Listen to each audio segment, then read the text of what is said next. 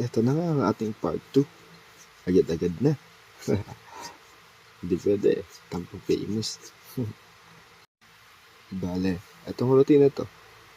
Pang-wider na to ng ating mid-back.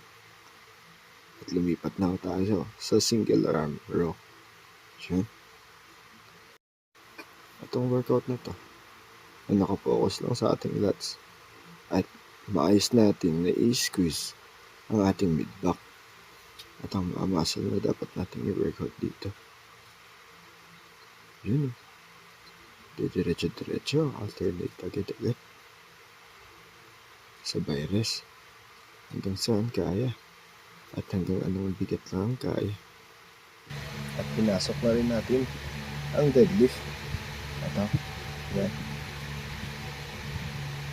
Turuan niyo naman ako sa proper form. Hindi pa ako sure dito. Pero tingin ko medyo okay na. Mga 2 o 3 set lang ang gagawin. Hanggang saan kaya. Pero dumadagdag pa rin tayo ng plates. Hindi naman masyadong magkabigatan. Less 100 kg mo. Yan. At ang pang last set ko. Ramdam na ramdam ko yung workout na to. ramdam ko yung bigat. Para sa rest day to. Sakit ng katawan mo.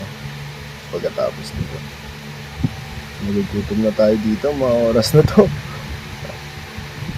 Patapos na ng ating routine. At lilipat na rin tayo dito sa shoulder.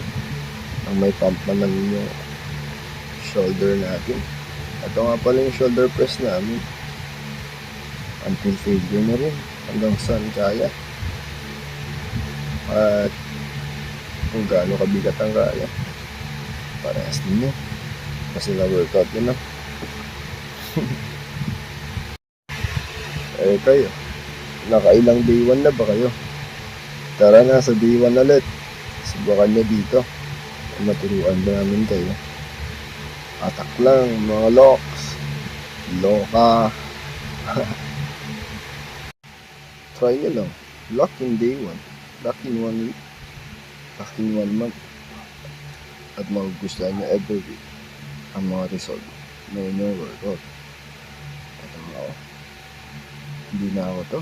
Yung unang sabak ko sa workout. Ganda ng improvement.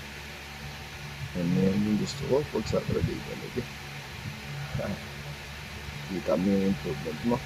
Salamat.